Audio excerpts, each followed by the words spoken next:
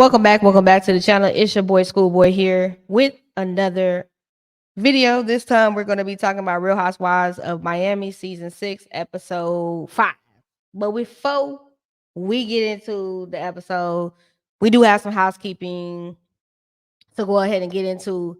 So if you're new to the channel, welcome. If you are returning to the channel, thank you for coming by and see your boy again. I got another exciting review and a lot of thoughts on this episode. But before we get to all of that, let's talk about the things. If you have missed it, both parts that aired for Hotline Bling chat room, make sure you get over to Chef Don Don's channel and you go ahead and get into this week's episode. It was a lot. We did break it into 2 parts. We had some birthdays this week upon the cast. A shout out to Chase and Shayla Set. Happy birthday. And we also had, as well as the birthdays, it was a holiday, so we took a little bit of break for Thanksgiving. We came back. So if you've missed both episodes that are aired, make sure you go over to Chef Don Don's channel. Make sure you subscribe while you're there. Make sure you like the video and make sure you hit the notification bell button. So every week when these episodes of Hotline Bling chat room drop, you are able to catch them. And I will say this, the production that man is putting on is excellent. I can't wait to see what he does with School of Love, because he's doing a damn thing over there with Hotline Bling chat room. And as well, if you ain't know, now you know. I do have a a new dating web reality series coming out for the LGBTQIA plus. It's going to be called School of Love. This is also executive produced by Chef Don Don, and his production company, Chef DD Productions. And so I am executive producer on this, but I am also as well as talent. So, everything with my reality show will be first reaction. I don't know any of what the women look like. I know nothing, y'all. None of the setups for the dates, anything. So just know that this is coming very soon. It is going to premiere in the spring of 2024, around March. And we are set to probably start filming in January. But ladies, if you would like to be a part of the show or have the opportunity to be able to date me and show me what love really is from a real woman, okay, all you got to do is go ahead and apply at www.tcddproductions.com. And I mean, some of the requirements of the show are just simply simple. Don't be in no situationship trying to get on my show, because I'm gonna tell you right now, I ain't trying to have nobody coming back and forth from my DMs or on any forms of my social media yip yapping, talking about y'all still together and fool our line, because I ain't got time. All right. And also, it's women between the ages of 30 and 45. We want you to preferably live in the Dallas-Fort Worth area. But if you do decide to come in and travel outside of the Dallas-Fort Worth area, meaning you fly in or anything like that, travel is totally your responsibility, and so is your room and board. So make sure that y'all have all of that set up. No entanglements, no marriages. Must be active on social media. That's X, IG, Facebook, or LinkedIn, and available to film during the filming and production date. So these are just some of the requirements. Make sure y'all go over to the website and go ahead and, you know what I'm saying, submit your application. Chef Don Don did say he got about 3 applications today. Okay. So y'all go ahead and slide those applications in.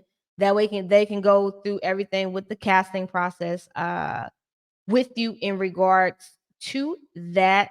And, maybe you'll get cast to go ahead and date me and be on the show. Who knows? We'll see. But, we serious about finding love around here. So make sure y'all take in all of that information. And as well, I do want to also make you guys aware, if you want to promote your business on School of Love or Hotline Bling Hotline Bling chat room, please email us at admin@tcddproductions.com. Again, that's email at admin@tcddproductions.com. They will get back to you through normal business hours, Monday through Friday, and answer any questions that you may have about getting your business shown. Now that we have all of that good old housekeeping out of the way. Hey, what's up, y'all? um, and also I want y'all to make sure if you want to follow me on my social media, it is scrolling at the bottom of the screen for you. If you would like to donate to the channel and you're watching a playback and you say, "Oh, that boy good," go on and donate to the Cash App or the Venmo. Everything that's given is greatly appreciated. Just want to let y'all know everything spoken on my channel is allegedly in my own opinion. So if you don't like what I say, we ain't got to fall out about it, boo. We can agree to disagree and move on. Okay. So again, this is Real Housewives of Miami, season 6, episode 5, A Night at the Opera. And the episode opens up with, them kind of flashing through everything. The episode with all of the ladies kind of where they're at. Julia and Adriana rehearsing for the F Cancer event. Julia is singing off key as usual.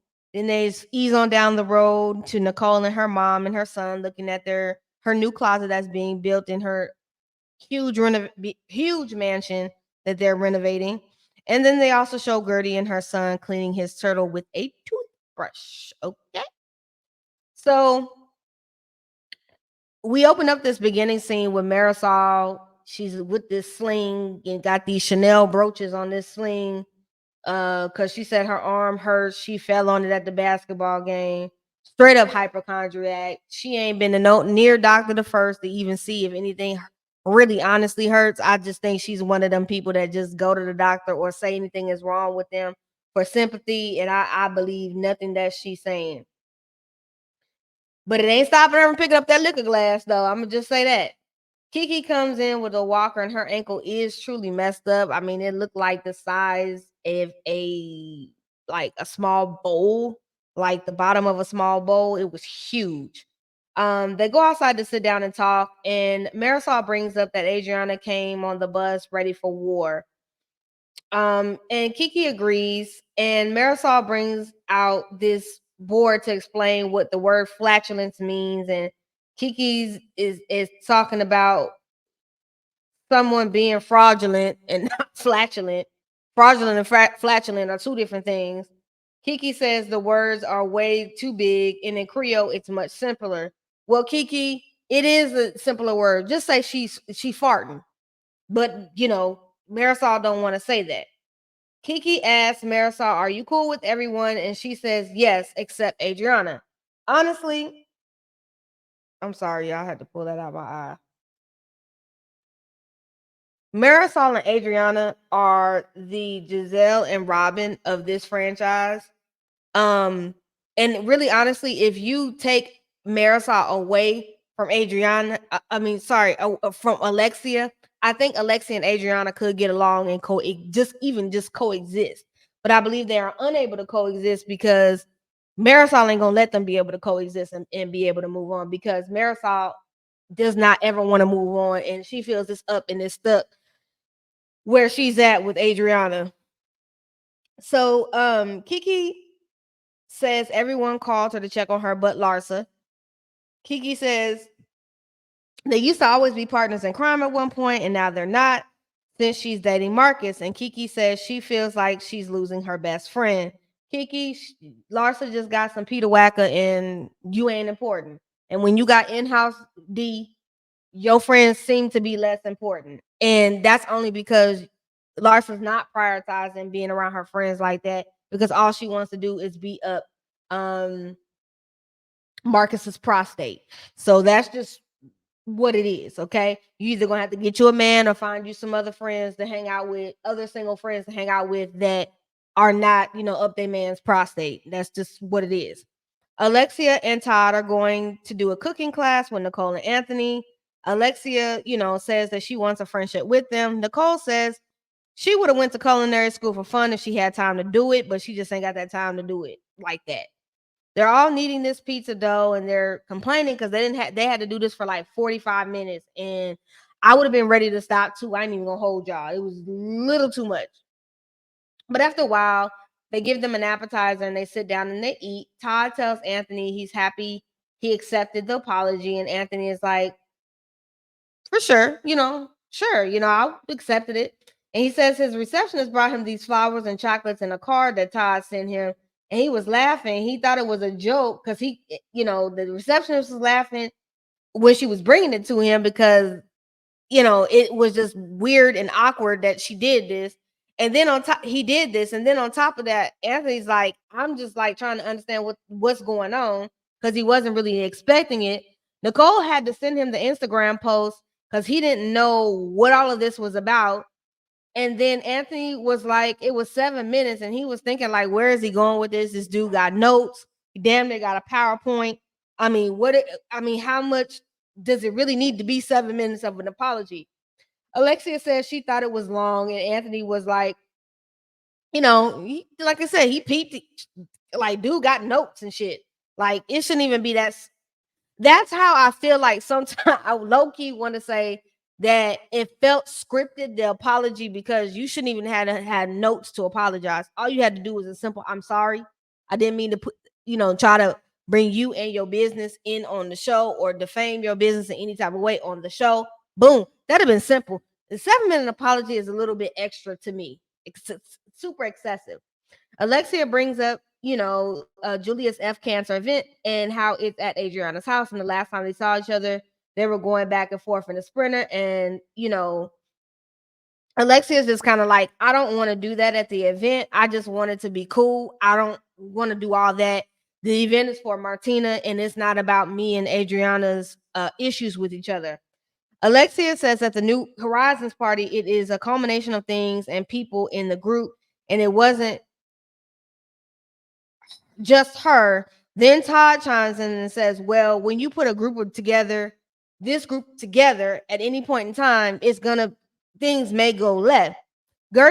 Nicole says, well, everyone is saying something different, and Adriana's story is way different from both of theirs.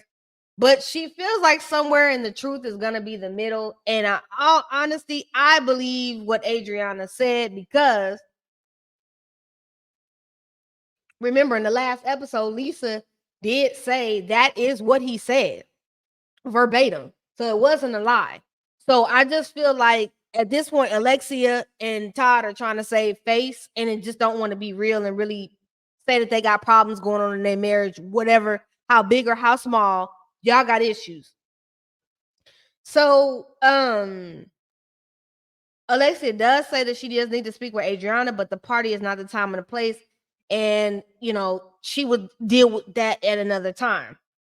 They pan on over to Marcus and Larsa setting up this podcast equipment to talk about the relationship and clear up people's misconceptions, thoughts and misconceptions. And really, they wasn't hooking up shit. The iHeart people was the production lady was doing it. And I'll be honest, I feel like this is a gimme podcast because again, this whole relationship to me gives clout chase. I don't care what you say. I think he's trying to still struggle with finding the identity outside of his daddy, but yet you run a whole company based off your daddy's Jordan brand. And then her, without the Kardashians, she's been trying to keep herself in social media and abreast with something. And what's best to go ahead and tag along to Marcus Jordan, who's looking for identity, and her, who's trying to still have an identity of something besides an ex-housewife to Scottie Pippen. And it's just weird, it's weird.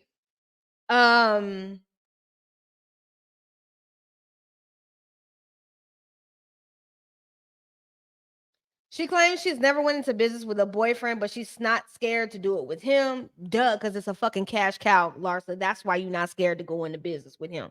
Common sense. We're not stupid. Okay. The producer asked her in the green screen, have they even had an argument? And she said, oh, it's been about her being too touchy with men. And I'm like, basically, you was flirting too much. You was doing team too much, as you always freaking do, like you do on this show. And he told you to calm that ish down.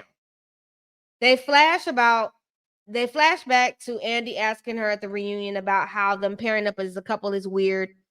And I'm just like, at this point, who cares? They're together. It's a clout chase. We don't even know if this is actually going to last or if this is just going to be for the moment until Larsa gets whatever she can get out of it and he gets whatever he's going to get out of it. And then the honeymoon phase runs off. Because right now, it just seems like they're in a honeymoon phase, and that's what it honestly and truly is.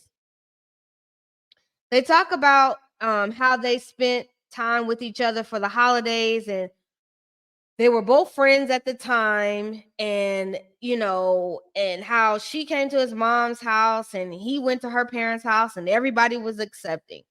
I would just call bullshit on this. Let's just call it what it is. Michael didn't already say he ain't feeling it in no way, shape, or form. I'm not stupid. Juanita Jordan is an intelligent black woman and a lawyer. I'm quite sure at this point Juanita doesn't want to rock the boat with her son, because at the end of the day, that's still her son, and she needs to have a relationship with her son at all costs, regardless of what happens between Marcus and Larsa.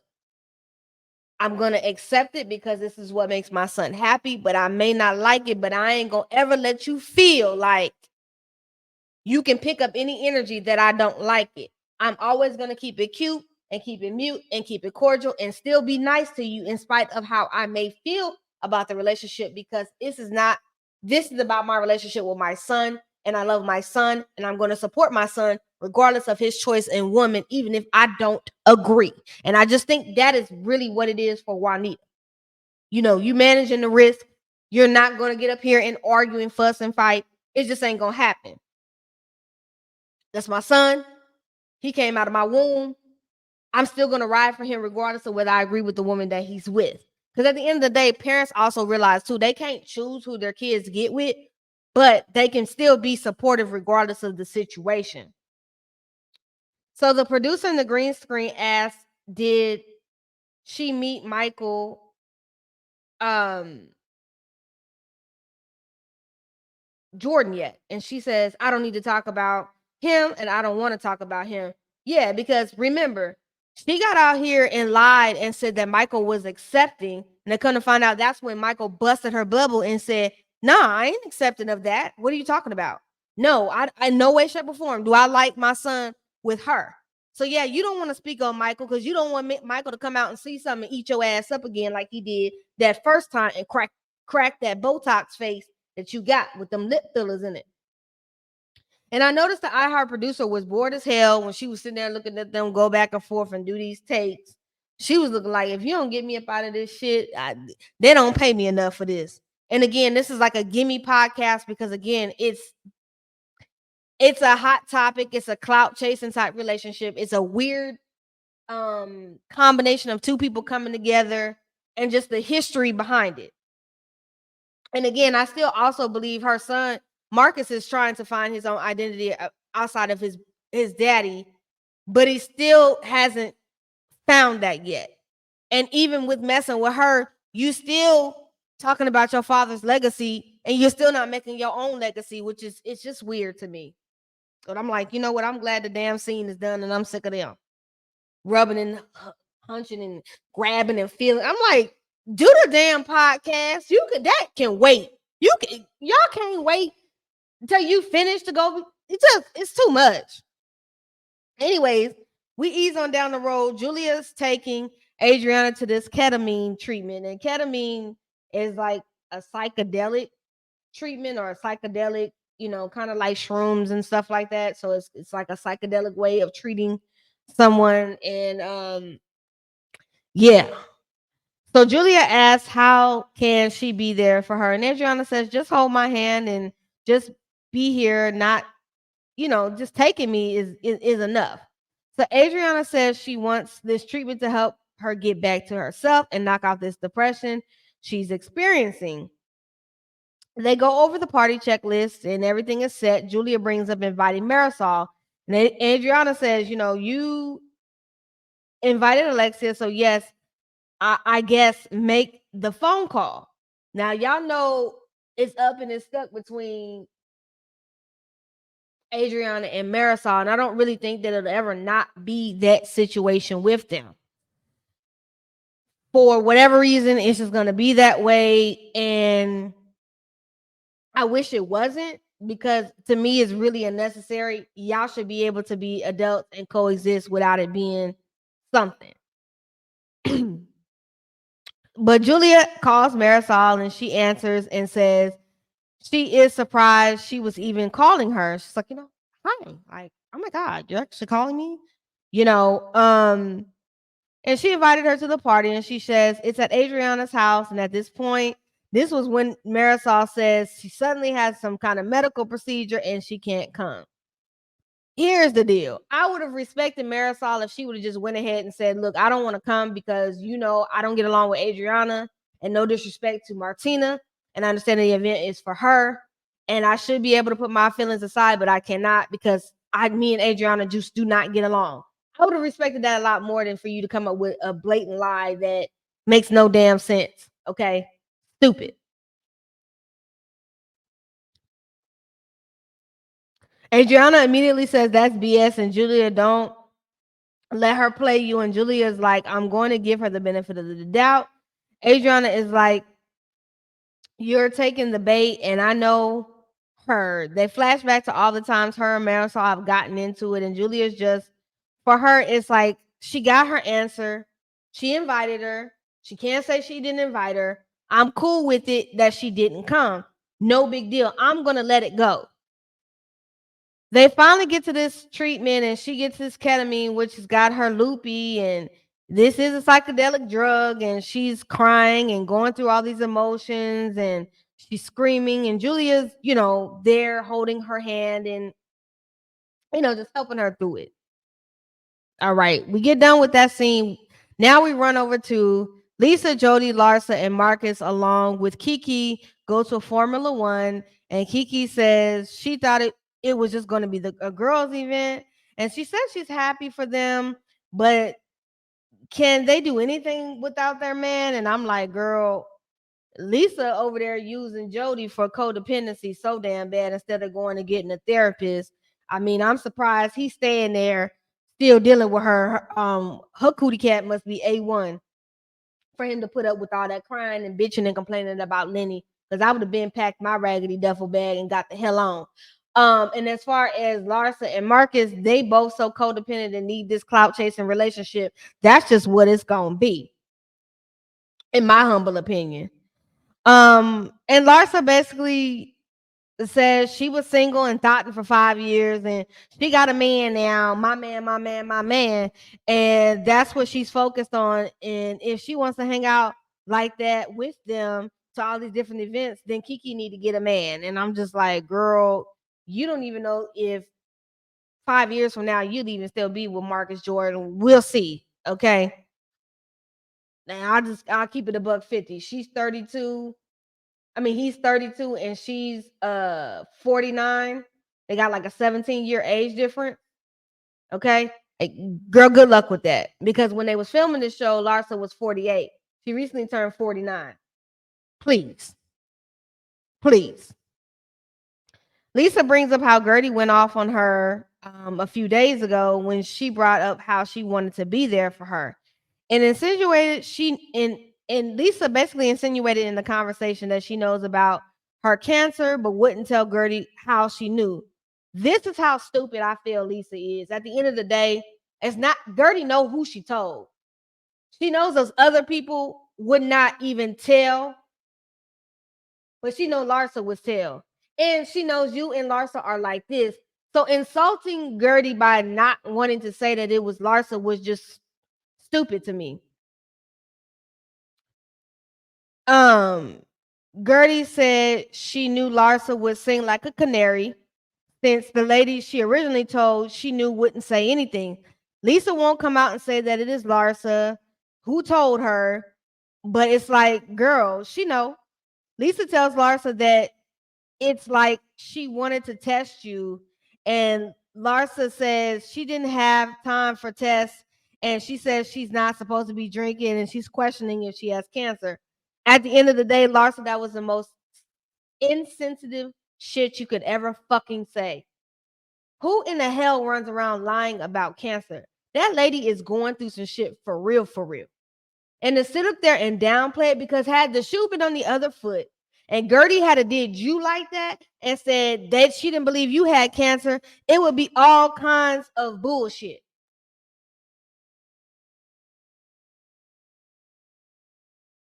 Gertie would have been everything but a child of God.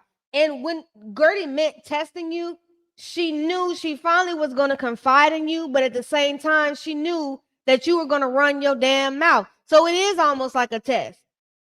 Let's see how long it takes you. It only took you 6 hours before you ran to everybody and said, oh, Gertie's got cancer. Gertie got cancer. Like, you don't know when to shut the fuck up. You could tell everybody else's business and be in everybody's damn business except for Larsa. But you don't really want to tell Larsa's business. It was very disrespectful and it was very fucking rude. And then the question gets somebody drinking alcohol, it stops them from, girl, go to hell. Really, swiftly. Go to hell. Because I'm so sick of Larsa. You are the most unemotionally intelligent person I have ever fucking seen on reality TV. You are so dense that it is ridiculous. The only person that you think about is yourself.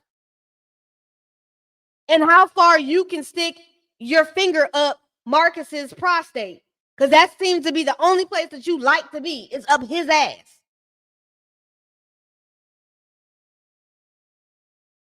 It was just freaking ridiculous. It's the night of the party and everyone is arriving and Gertie and Alexia are talking and Gertie says she appreciated, Alexia's calls and texts, and Alexia explains how she found out from Larsa. At least Alexia had some damn integrity to say, yeah, I found out from Larsa. Hell, not that Gertie didn't know, but hey. Gertie says she needs to be corrected, period. That at some point in time, Larsa need to be checked on the bullshit. Y'all gotta stop letting Larsa just do whatever the hell she want to do and folks not checking her for what she's doing. Nicole walks up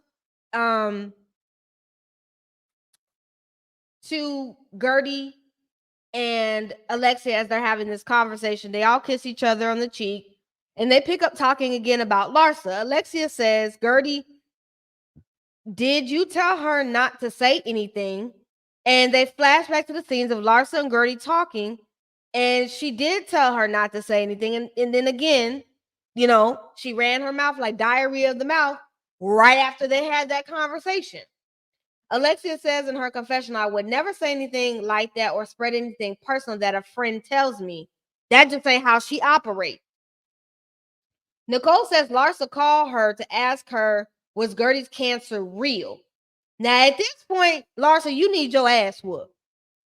You call her best friend to ask her best friend, well, is her cancer really real? Do you know that it's really real? Like, who in the hell calls somebody to ask somebody that? Like, it's really actually insulting as hell to even do that. And the fact that you did that is ridiculous. And Gertie is like, I'm still mad at Larsa and I'm not letting it go. Martina came in and everyone's happy to see her. Hugs all around. Kiki is there as well. She has a beautiful dress on. Everybody was dressed beautifully for the event. Alexia gives her a hug. Alexia gives Adriana a hug, kissed her, and there was no drama. They talk about Lisa being accused of planting a listening device on Lenny's car so that she could hear what Lenny was saying to his lawyers. That shit is wild. You have Larsa and Marcus show up to the F Cancer event, and she walks over to the group, and Larsa comes over and hugs everyone, and even Gertie gave her that quick church hug, like, yeah, girl. And they asked, is Lisa coming? And they said, Larsa, can you call Lisa or verify if Lisa's coming? Because we know y'all is tight like that. And Nicole says in her confessional, can you imagine Lisa planting a listening device on Lenny's car? And I'm like, hell no. Like, no shade. Lisa's smart, but she ain't that damn smart. Kiki says a woman scorned, you'll never know what she'll do. And I'm just like, they got to prove that she's stuck it underneath there to listen to the conversation. Did they actually find the device? That's what I would love to know. Gertie says, now enough with the gossip, meaning let's stop talking about Lisa and she's not present and stop talking about the situation. And Larsa says, "What did you say?" And Gertie says she wasn't talking to her. And they have a toast, and Gertie says, "Me drinking is not on my doctor's not to do list." Basically, that was the shade that Larsa basically said to Lisa. So, should nobody even be drinking if they got cancer? And I'm just like, girl, so life is supposed to stop because you have cancer? Because it doesn't. I've had friends that have had breast cancer and survived it, and they still was taking trips. They still, even through the chemo treatments and all that, they were still living life because, my friend felt like, I don't know if one of these days is going to be my last day on this earth. So I'm going to ball out and do everything that I want to do right now and live it to the fullest with my wife and enjoy life. And that's what she did, literally. She did still survive cancer, thank God, which was a blessing. But she still was like, I want to live my life. I want to live like every day like it's my last, literally. And Larsa gets into her confession time. You can snap on me once and you can snap on me twice, but you're gonna wake up the sleeping bear. I said, "What bear? Baby, you like a nipping ass chihuahua. You ain't no damn bear. If go away from me with that, Larsa." Larsa calls Lisa and says the police just came to her house, and that is how the episode ends. I'm gonna honestly say Larsa is doing team too much. Larsa, just to question someone's validity on whether they have cancer or not, that takes a lot of balls, and it's very, very disgusting. And there's a special place in hell for people like Larsa Pippen.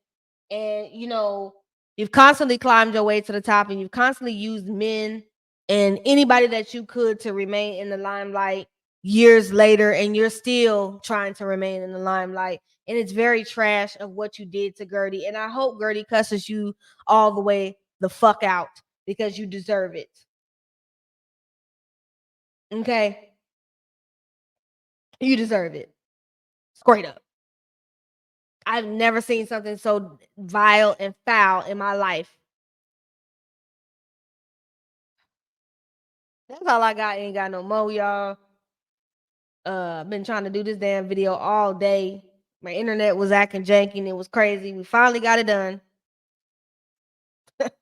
So thank you for joining me on this review. The next review that I have coming out to you probably will be tomorrow, which is Sunday, which will be BL Collective. And then, of course, we'll get into the live videos on Monday, which will be Real Housewives of Potomac and Married to Medicine. But y'all check out this quick trailer at the end of this video.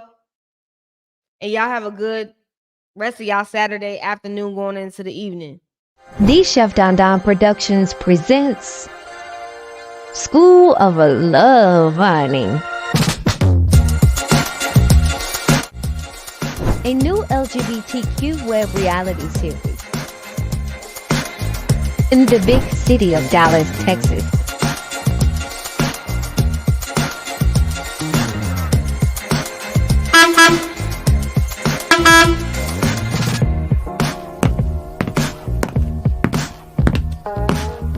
If you are interested in dating schoolboy, make sure you get those applications in right now, just in time for school to be in session.